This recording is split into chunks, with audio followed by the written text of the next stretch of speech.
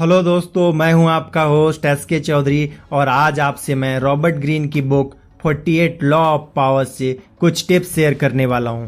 ये बहुत ही powerful book है जिसे पढ़कर आप ऐसे ट्रिक्स जान पाएंगे जिससे आप खुद को शक्तिशाली बना सकते हैं।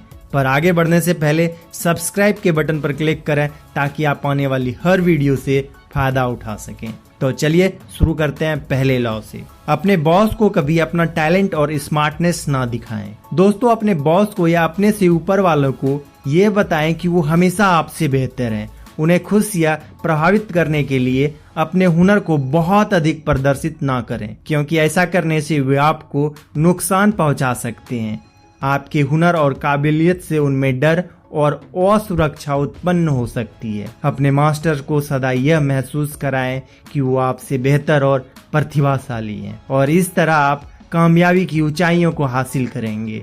नेक्स्ट, अपने उद्देश्य को छुपाएं। आप क्या चाहते हैं और क्या करने वाले हैं किसी से ना बताएं। अपनी जुबान पर नियंत्रण रखने के लिए आपको मेहनत करनी होगी और लगातार अभ्यास करना होगा। दोस्तों, समझदारी इसी में है कि आप लोगों से वही कहें जो वह सुनना चाहते हैं, ना कि वह जो आप बोलना चाहते हैं। इसलिए बहुत जरूरी है कि आप अपने शब्दों का इस्तेमाल ध्यान से करें। जब लोगों को यह पता नहीं होता कि आप क्या करने वाले हैं तो वह आपके विरुद्ध कोई रणनीति नहीं बना सकते। जब तक वो आपकी इरादे को समझ पाएंगे तब तक बहुत देर हो चुकी होगी।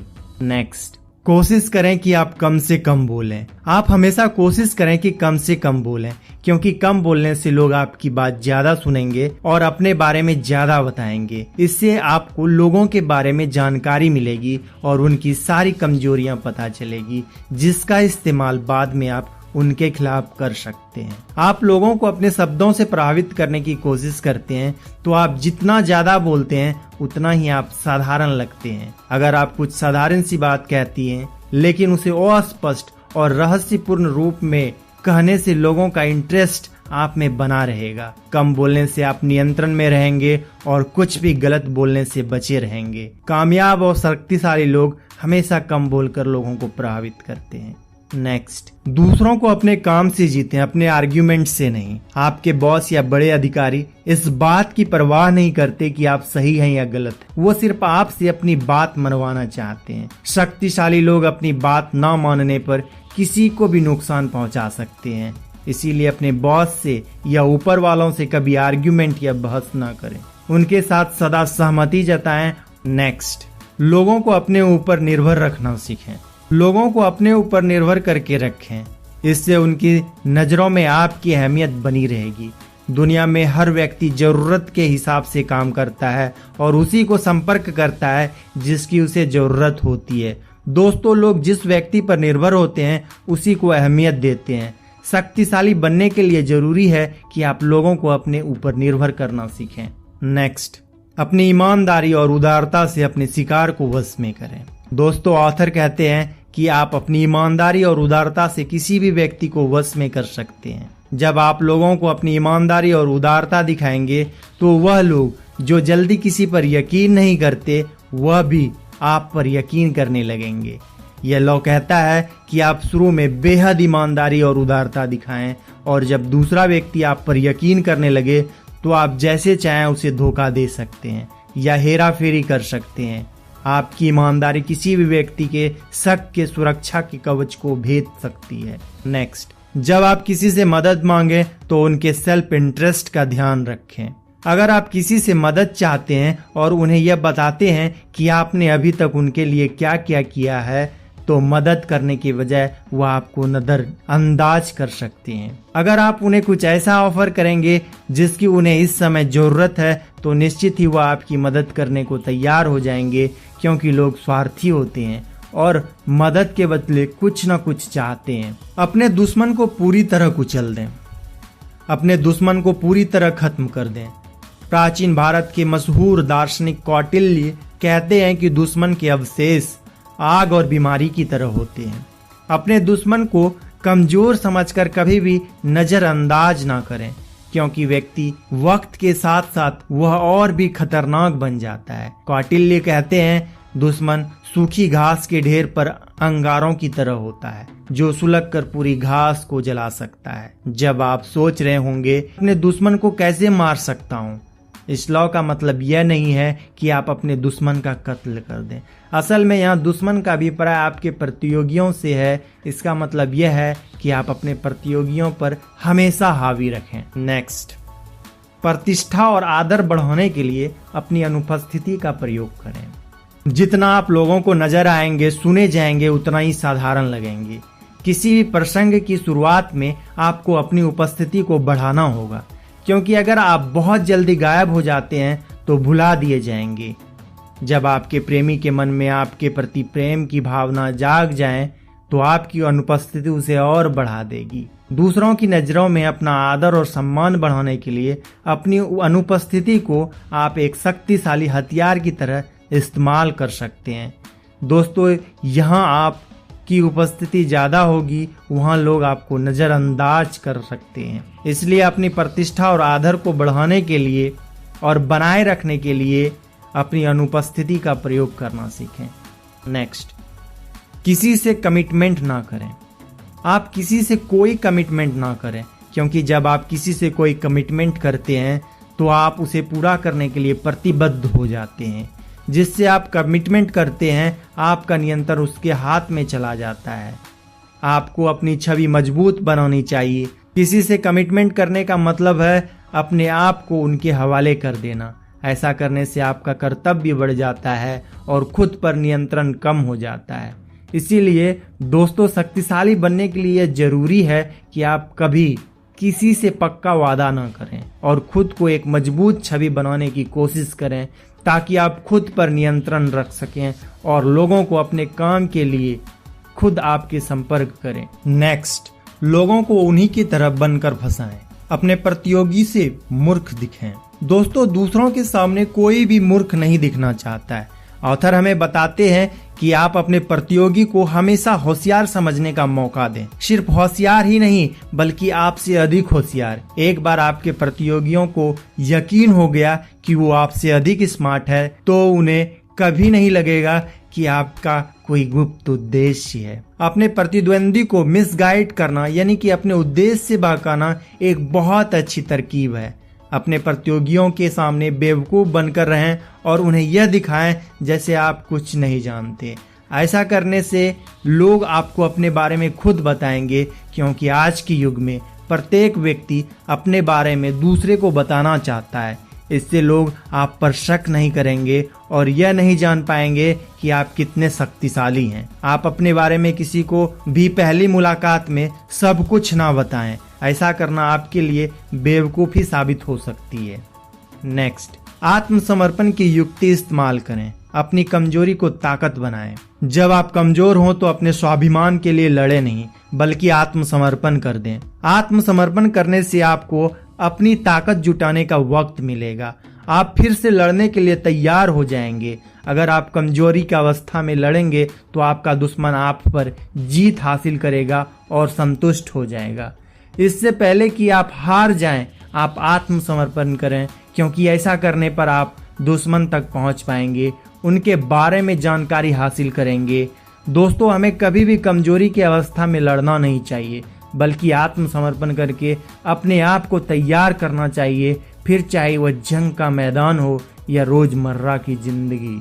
आत्मसमर्पण करके हम अपनी कमजोरी को ताकत में बदल सकते हैं। नेक्स्ट, अपनी शक्तियों को केंद्रित करें। दोस्तों, अगर आपका ध्यान एक लक्ष्य पर नहीं है तो यह लॉ खास तौर पर आपके लिए है। कुछ लोगों को अपना ध्यान एक काम पर लगाने में मुश्किल होती है। जब भी वह अपना ध्यान किसी काम में लगाने की कोशिश करते हैं तो सैकड़ों और चीजें उनका ध्यान अपनी तरफ आकर्षित करती है। इसका समाधान यह है कि हमें अपने विचारों को और कार्यों को केंद्रित करना चाहिए और अपना सारा ध्यान एक दिशा में लगाना चाहिए। कुछ लोग बार बार अपने कार्य के क्षेत्र को बदलते रहते हैं, जिससे उन्हें किसी भी क्षेत्र में सफलता नहीं मिलती। इससे बेहतर यह है कि किसी एक क्षेत्र में ध्यान लगाएं जो आपकी रुचि और काबिलियत के मुताबिक सबसे अच्छा हो और उसी क्षेत्र में लगातार मेहनत करें। ऐसा करने से आपकी सारी ताकत और ऊर्जा एक ही कार्य में केंद्रित होगी और आप सफलता की सीढ़ी पर चढ़ते रहेंगे।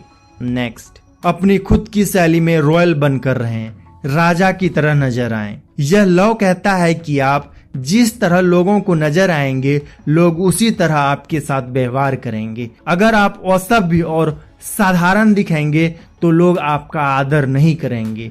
राजा लोग खुद अपना आदर करते हैं और दूसरे को भी ऐसा करने के लिए प्रेरित करते हैं। अगर आप खुद का सम्मान करेंगे तो आपके व्यवहार में नजर आएगा।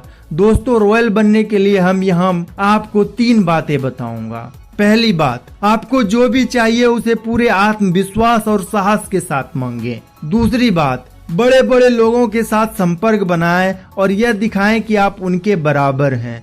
तीसरी बात, अपने से बड़े लोगों को तोहफा दें, यह दिखाने के लिए कि आप उनकी बराबरी कर सकते हैं। अपनी कीमत हमेशा ज्यादा रखें, क्योंकि अगर आप कम मांगेंगे तो आपको हमेशा कम ही मिलेगा।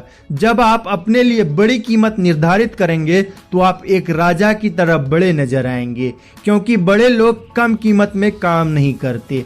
ऐसा करने से लोगों को आपका आत्मविश्वास दिखेगा और वो आपका सम्मान करेंगे। नेक्स्ट, समय के प्रबंधन की कला को सीखें। जल्दबाजी में कोई कार्य न करें, क्योंकि जल्दबाजी में काम करने से आपका खुद पर और समय पर कोई नियंत्रण नहीं रहता।